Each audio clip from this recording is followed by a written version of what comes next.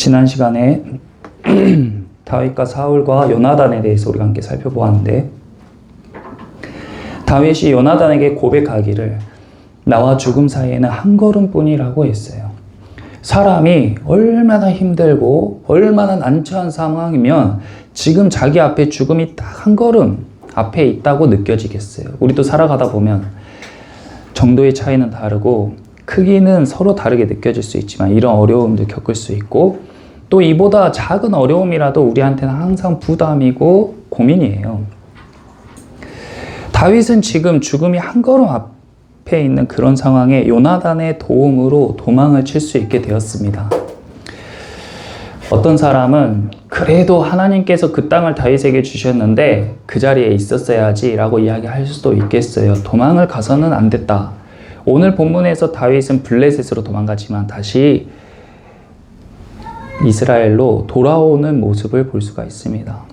그런데 제가 이 본문을 묵상하고 기도할 때에, 그리고 제가 믿음으로 살려고 씨름했을 때의 경험에 비춰보았을 때는 때로는 우리가 도망가는 자리에 갈 수도 있어요. 또 때로는 거짓말할 상황이 올 수도 있고 넘어지고 실수할 수도 있습니다. 중요한 것은 다윗이 그 상황에서 기도하지 않았다는 거예요. 오늘 우리가 함께 기도에 관해서 함께 살펴볼 텐데, 기도는 굉장히 추상적이고 막연한 것이 아니라 가장 구체적이고 실제적이고, 그리고 우리 삶 가운데 밀접한 관계가 있어요. 기도는 살아있고 기도를 하는 것으로 인해서 우리 삶이 움직인다는 사실을 영적인 감각이 깨어나면 깨어날수록 완전히 체감하게 되어 있죠. 다윗은 그 전에 하나님을 위해서 찬양하고 물맷돌로 골리앗을 쓰러뜨릴 정도로 믿음이 커 보이고 신실해 보이는 사람이었습니다. 그런데 지금 자기 눈앞에 죽음이 코앞으로 다가온 이 상황에, 사울의 창이 자기에게 날아오는 이 상황에 기도할 생각을 못했다는 거예요. 그것이 오늘 본문에 우리가 함께 주의 깊게 살펴봐야 할 부분입니다. 다윗은 사울을 피해서 어디로 도망했냐? 다윗이 이제 도망자 신세가 되었어요. 온 천지에, 온 사방에 자기를 죽이려고 눈을 부릅뜨고 자기를 찾는 사람들 뿐입니다. 그 사람들을 피해서 이제 다윗이 어디로 도망갔냐면 교회로 도망간 거예요. 노베 가서 제사장 아히멜렉을 찾아갔습니다. 아히멜렉을 찾아가니까 이스라엘에 다윗을 모르는 사람이 어디 있겠어요. 아히멜렉을 찾아가니까 다윗을 보고 반갑게 맞이했어요. 근데 다윗을 보니까 행색도 꾀죄죄하고 그가 혼자 다닐 사람이 아닌데 혼자 온 거예요. 다윗은 사울의 최측근입니다. 왕의 최측근이에요. 그러니까 어디 이동할 때 항상 사람들을 대동하고 다니는 게 일반이죠. 근데 다윗이 지금 혼자 온 거예요. 그것을 이상하게 생각해서 아히멜렉이 어찌하여 함께한 자가 아무도 없느냐라고 이야기했어요. 그랬더니 그때 다윗이 아무렇지도 않게 2절 보세요. 21장 2절에 다윗이 제사장 아히멜렉에게 이르되 왕이 내게 일을 명령하고 이르시기를 내가 너를 보내는 것과 내게 명령한 일은 아무것도 사람에게 알리지 말라 하시기로 내가 나의 소년들을 이러이러한 곳으로 오라고 말하였나이다. 이런 일이 있었어요? 없었어요? 없었어요. 사울은 다윗에게 이런 걸 명령한 적이 없습니다. 너무나도 태연하게, 너무나도 뻔뻔하게 거짓말을 하고 있어요. 기도하지 않는 사람들의 특징 첫 번째는 거짓말한다는 것입니다. 자신의 유익을 위해, 자신의 위기를 모면하기 위해서 태연하게 거짓말해요. 나도 모르게 내 입에서 거짓말이 술술 나와버려요. 그리고 거짓말하는 사람들의 특징이 여기 보시면 이러이러한 곳으로 갔대요. 이러이러한 것이 뭡니까? 대충 뭉개고 얼버무리고 거짓을 말하는 사람의 말과 행동은 떳떳하지가 않죠. 그리고 자기가 궁지에 몰리면 화를 내고, 그런 사람들이 거짓말하는 사람들의 특징입니다. 다윗도 아히멜렉 제사장을 만났을 때에 아마 동공이 흔들리고 머리가 새하얘졌을 거예요. 본능적으로 살기 위해 거짓말이 술술술 나오는 거예요. 다윗같이 믿음 좋아 보이는 사람, 다윗같이 골리앗을 쓰러뜨린 사람, 다윗같이 사울의 악령을 쫓아내는 사람도요, 기도하지 않고 위기의 순간에 탁 맞닥뜨리면 본능적으로 거짓말하게 됩니다. 저와 여러분도 마찬가지예요. 목사도 이런 상황에 거짓말 할 수도 있죠. 너무 목사가 어떻게 그럴 수 있냐 하고 시험 드시면은 여러분들이 크게 손해예요.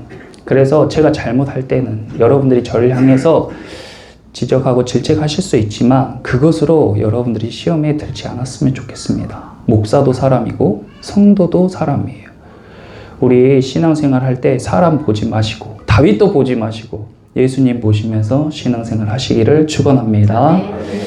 다윗이 그럴 사람이 아닌데 상황이 상황인지라 거짓말로 위기를 모면하려고 하고 있습니다. 그래서 이제 너무 배가 고프니까 지금 제사장님 지금 갖고 있는 거 먹을 거 뭐 있으세요? 먹을 게 없죠. 먹을 거라고는 지금 여기 제사 드릴 때 올려드린 이 거룩한 떡뿐인데요. 아 그럼 그거라도 주십시오. 지금 거룩합니다. 제가 지금 거룩한 상태이니까 제가 먹어도 괜찮아요. 그러니까 이 제사장이 의심을 하겠어요? 다윗 같은 사람이 이야기하는데 당연히 믿고 제사 때 하나님께 드릴 그 떡을 원래는 제사장만 먹어야 돼요. 이 떡은 하나님께 예배를 드린 이후에 제사장만 나눠 먹게 돼 있어요. 근데 다윗이 달라고 하니까 제사장이 준 거예요. 원래는 그렇게 먹으면 안 되는데. 거짓말하는 다윗의 모습을 봅니다. 이제 다윗이 그 떡을 받고 나니까 제사장에게 이렇게 이야기해요. 지금 당신이 8절 보시면 다윗이 아히멜렉에게 이르되 여기 당신의 수중에 창이나 칼이 없나이까 이렇게 이야기했어요. 제사장이 칼이나 창이 있겠어요? 없겠죠. 그 다윗이 그걸 모르고 물어봤겠습니까? 아니에요. 근데 이 제사장이 너에게는 창이나 칼이 없고 거기 에봇 뒤에 보면은 골리앗의 칼이 보자기에 쌓여 있는데 그것이 필요하면 가져가라. 제사장은 아무 생각도 없죠. 우리 여기는 무기 같은 건 없는데 딱 하나 그거 있다. 그거 필요하면 가져가시라고 이야기했어요. 근데 다윗의 목적은 처음부터 이 칼이었습니다. 기도하지 않는 사람의 특징은 문제나 자기에게 겪은 그런 어떤 상황을 자신의 수단과 방법으로 해결하려 한다는 것이에요. 다시요. 우리가 살아가면서 신앙생활을 하더라도 교회에 다니더라도 기도하지 않고 어떤 문제를 해결하거나 선택을 하려는 사람들은 자기의 수단과 방법을 사용하게 되어 있어요. 다윗은 지금 이 상황에서 급박한 상황, 사울에게서 도망간 이 상황에 내가 어디로 가야 되지? 이스라엘이 지금 내가 갈 데가 없는데 다른 나라로 가야겠다. 이웃 나라는 블레셋밖에 없는데 블레셋의 전쟁에서 내가 그 골리앗을 쳐부숴서 블레셋을 지금 난처하게 만들었는데 내가 가면 나를 죽이려 할 거야. 그러면 그 왕에게 어떻게 해야 내 생명을 보존받을 수 있을까? 머리가 막 돌아갔겠죠? 맞다. 거기 노베에 있는 골리앗의 칼을 가져가면 그 왕이 나를 받아줄지도 몰라. 이 무기라는 것은요, 삼국지에 보면 관우라는 장군이 쓴 청룡 원월도가 보물로 취급이 돼요. 그렇죠? 그리고 영국의 아서왕이 사용했던 아서왕의 검도 이렇게 바위 같은 데 꽂혀 있어가지고 나중에 그걸 뽑으면 그 사람이 왕이 된다. 이런 전설이 전해질 정도로 이 영웅의 무기, 그리고 이 장군이나 왕의 무기는 굉장한 성물로 여겨지는 거죠. 고대 시대일수록 그런 것들이 강력해요. 이스라엘은 전쟁에서 패했을 때 그 상징이 언약궤로 상징이 돼서 사무엘이 사사로 다스릴 때에 엘리 제사장의 두 아들들이 언약궤를 메고 블레셋과 싸웠다가 패배했을 때 언약궤를 빼앗겼어요. 그래서 그것을 다곤 신상에 놓았죠. 반대로 블레셋의 성물은 골리앗의 칼이었어요. 이것은 전쟁 패배의 흔적이고 그 나라의 전쟁의 상징과도 같은 보물입니다. 그러니까 다윗은 이것을 가져가면 블레셋의 왕이 자기를 기쁘게 받아줄 거라고 생각을 한 거예요. 그곳에 이 칼이 있는지 알고 갔을 거예요. 왜냐하면 골리앗을 쓰러뜨렸을 때 그 갑주를 다윗의 집에 보관했다라고 나와 있거든요. 그런데 모르는 척 시치미를 뚝 떼고 혹시 여기 칼이나 창이 있습니까? 지금 왕의 지금 기밀 임무를 수행해야 되는데 제가 미처 무기를 못 갖고 왔네요. 근데 무기는 여기 하나 이것이라도 쓰려면 가져가세요. 그러면 이것밖에 없으니까 이거라도 가져갈게요 하면서 지금 챙겼어요, 칼을. 얼마나 치밀하고 얼마나 이것이 하나님 보시기에 부끄러운 행동입니까?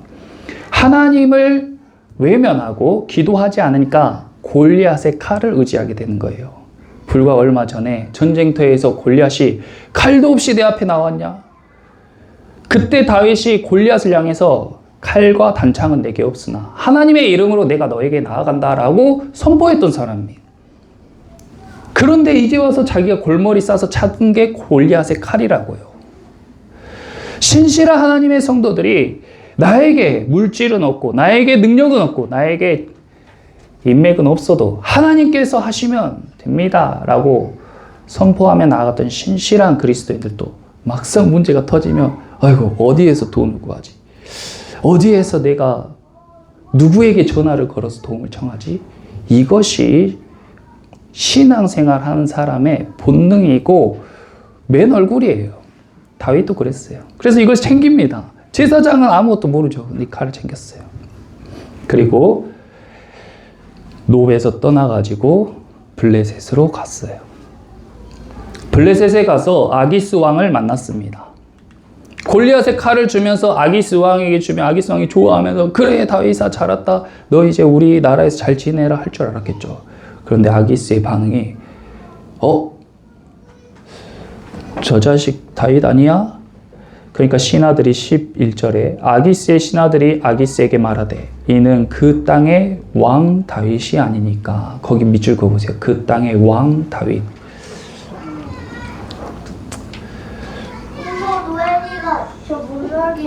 타국의 신하들이 보았을 때 블레셋 사람들이 보았을 때 다윗은 이미 이스라엘의 왕과 같은 사람이었어요. 그런데요, 다윗은 12절에 다윗이 이 말을 그의 마음에 두고 가드 왕 아기스를 심히 두려워하여, 거기 심히 두려워하여 밑줄 그어보세요.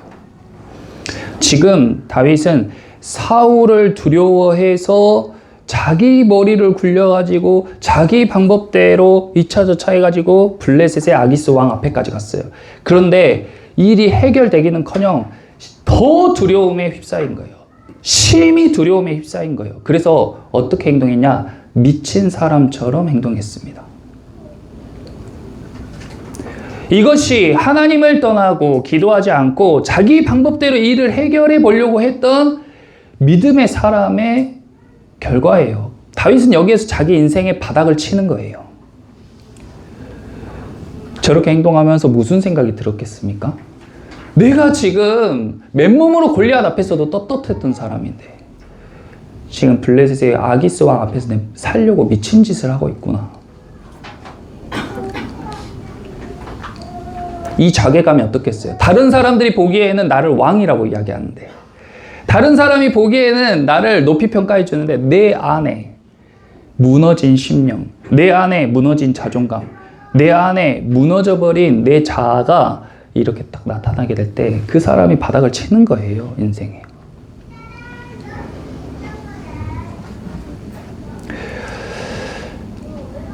그래서 미친 채 하고 아기스 왕에게서 또 도망갔습니다. 그리고 유대 광야에 아굴람 굴로 가는 거예요. 인생에 딱 바닥을 쳤을 때 이때 이제 비로소 다윗이 누구를 찾아요? 하나님을 찾게 되는 거예요. 이때 이제 기도하게 되는 거예요. 완전 자기 뜻대로 자기 생각대로 다 해봤는데 안 됐을 때 바닥 쳤을 때 미친 채 하고 가진 것도 없고 완전 자아가 무너졌을 때 그때 다윗이 하나님을 찾습니다.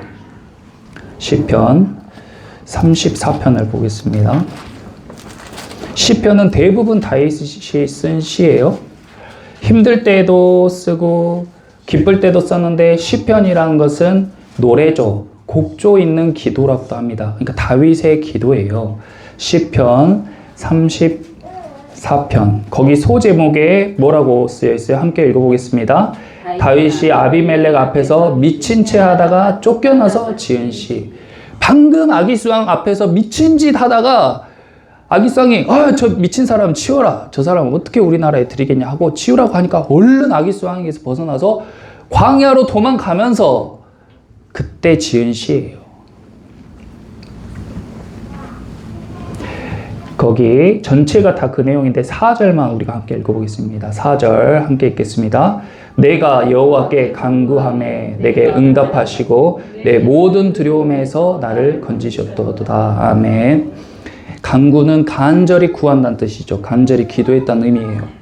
다윗이 이제 이 바닥을 치고 나서 광야로 나가서 아무것도 가진 것 없고 아무도 내 편을 들어주지 않고 앞길이 막막하고 이제 죽음이 자기 코앞에 다가왔을 그때에 무릎 꿇고 하나님 앞에 기도합니다. 다윗이 하나님께 기도해요. 근데 그때에 빛을 보게 되고 그때에 비로소 하나님께서 응답하시는 것을 들었고 자기 안에 있던 모든 두려움에서 벗어나는 경험을 하게 되는 거예요. 다윗이 지금 왜 여기까지 왔어요? 사울이 두려워서 여기까지 온 거예요. 사울이 자기를 죽일까봐 두려워서 지금 여기까지 왔다고요. 근데 그 두려움을 피해서 왔더니 심히 두려운 아기스를 만나게 됐어요. 결국 자기가 한 건 미친 척까지 했어요. 우리가 살아가면서 내가 생각하기에 좋은 방법이나 내가 생각하기에 옳다고 여겨지는 거, 내 주변 사람의 말을 듣고 선택한 그 선택이요, 옳은 선택일 확률이 좋지 않다는 거예요. 신앙생활을 하는 사람은 더더욱 그렇죠. 하나님께서 우리 삶 가운데에 우리의 시작부터 끝을 이미 계획하고 계신 줄 믿습니다. 그러니까 그 과정 가운데 어떤 일이 찾아오더라도 어떠한 선택이 옳은 것인지, 지금 이 인생의 선택의 갈림길에서 내가 어디로 가야 하는지 하나님께 기도하시기를 축원합니다. 다윗은 지금 그 기도를 해야 될 타이밍에 감정에 휩싸이고 두려움에 휩싸여서 기도하지 못하고 자기 생각대로 선택했다가 인생의 바닥을 경험하고, 그리고 나서 이제 하나님께 기도하면서 그 두려움에서 벗어나는 경험을 하게 된 거예요. 사울의 창은 지금도 자기를 향하고 있고 블레셋의 위협은 지금도 똑같아요. 자기에게 먹을 게 생긴 것도 아니고요, 따라다니는 사람이 생긴 것도 아니고요, 안전하게 거할 거처가 생긴 것도 아니에요. 그런데 하나님께 간구하고 나니까 하나님께서 응답해 주시니까 자기 안에 있던 두려움이 다 사라지는 경험을 하게 되는 것입니다. 다시 본문으로 돌아가서, 그래서 22장에 보시면 23장에 보시면요, 23장 2절 보세요. 23장 2절에 이에 다윗이 여호와께 묻자와, 거기 묻히고 보세요. 이제 다윗이 하나님께 기도하기 시작하는 거예요. 4절에 다윗이 여호와께 다시 묻자온대. 이제 일만 있으면 기도하는 거예요. 선택의 순간만 있으면 기도하는 거예요. 그리고 하나님께서 가르쳐 주신 대로, 하나님께서 인도하신 대로 걸어가는 겁니다. 그때에 아굴람 굴로 가게 됐고 그곳에 수백의 사람들이 모이게 됐어요. 그런데 다윗이 자기 생각대로 노베 가가지고 그 제사장을 속이고 떡과 칼을 가지러 노베 갔잖아요. 22절에 보시면 그 노베에 있던 사람 제사장들이 85명이 죽습니다. 죽어요. 우리는 살아가면서 너무 미숙하기 때문에, 그리고 선택해야 될 것들, 말해야 될 것들이 너무 많기 때문에 매 순간 깊이 생각할 여유가 없어요. 숙고하지 못합니다. 그래서 생각나는 대로 말하고 그냥 떠오르는 대로 행동하죠. 그것이 어떤 결과를 가져올지까지 생각할 여유도 없어요. 그런데요, 하나님의 말씀을 통해서 우리가 살펴볼 때에 나의 말 한마디, 나의 선택 하나가 수많은 결과를 가져온다는 사실을 알게 되면 알게 될수록 우리는 신중하게 말하고 신중하게 행동할 수밖에 없는 거예요. 다윗이요, 별 생각 없이 자기 살려고 노브로 가서 그 제사장을 속이고 그 무기와 떡을 챙겨가지고 갔는데 그 일로 인해서 이 노베에 있는 제사장 85명이 다 죽임당했다고요. 다윗이 어떻게 책임집니까, 그걸? 그 가족들은 무슨 사고입니까? 신앙생활을 하는 사람은 최소한 하나님을 알고 하나님을 경외하는 사람은 말이나 행동이 신중해야 된다고요. 내가 아무 생각 없이 자녀에게 툭 뱉은 말로 그 자녀가 어떤 상처를 입고 나중에 커서 어떤 트라우마를 가질지 모르고, 내가 아무 생각 없이 한 행동 때문에 그 사람의 인생이 어떻게 바뀔지 모르는 거예요. 나는 아무 잘못 없어. 나는 별로 한 것도 없어. 나는 그 연예인 그 SNS에 댓글 하나 남긴 것밖에 없어. 그 댓글로 그 연예인이 스스로 목숨을 끊을 결정을 할 수도 있는 거예요. 그런데요, 기도하는 사람은 하나님께서 상황을 보게 하시고 좋은 판단을 하게 하시고 좋은 길로 걸어갈 수 있게 인도하여 주시는 줄 믿습니다. 기도했는데 아무것도 안 들리고 아무것도 안 보이더라 해도 그래도 기도하세요. 그렇게 계속 기도하다 보면 감각이 생기는 거예요. 뇌출혈이나 뇌졸중으로 쓰러지거나 아니면 사고로 다쳐서 누워있는 사람들이 온몸에 아무 감각이 없는데 계속 재활치료를 하라고 합니다.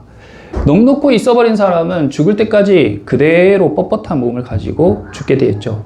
근데 최선을 다해서 재활훈련을 한 사람은 손끝의 감각부터 시작해서 점점점 감각이 살아나는 것을 경험하고 더듬더듬 걸어가다가 나중에 걷게 되는 사람도 나타나요. 영적인 감각도 마찬가지입니다. 우리는 이미 영적으로 다 죽어있는 사람이기 때문에 느껴지지 않고 그걸 활용할 수 없는 게 당연해요. 그런데 하나님의 말씀으로 우리가 깨달아 알고 그리고 예배를 통해서 자기의 영적 감각을 계속 깨우는 사람은 아주 미세한 감각이지만 조금씩 살아나게 된다는 거예요. 푹 찌르면 아픈 줄 안 아픈 줄 아무 감각 없던 몸뚱이가 세포가 살아나고 신경이 살아나면 하고 아픈 걸 알게 되는 것처럼 우리 영적으로 썩어 문드러지고 영이 상처받고 굶어 죽을 것 같은 그런 아사 직전의 괴로움이어도 우리는 모르고 살아가다가 영적인 감각이 회복되면요, 배고픈 줄도 알고 아픈 줄도 알고 궁핍한 줄도 알게 되는 거예요. 그때 비로소 하나님을 찾게 되고 하나님을 통해서 영적인 양분을 공급받게 되는 줄 믿습니다. 그러므로 다윗과 같이 우리 인생 대부분 다 바닥을 치고 나서 그것을 경험하지만 바닥을 보지 않고 그것을 경험한 사람 더 지혜로운 것이잖아요. 우리가 삶에 정말 어려운 궁핍함, 정말 어려운 공궁에 처하기 전에 다윗과 같이 미친 척까지 해야 될 정도로 그런 바닥을 보기 전에 하나님께로 돌아가서 회개하고 기도함으로 삶을 인도해 가시는 저 여러분 되시기를 예수님의 이름으로 축원합니다. 기도하겠습니다.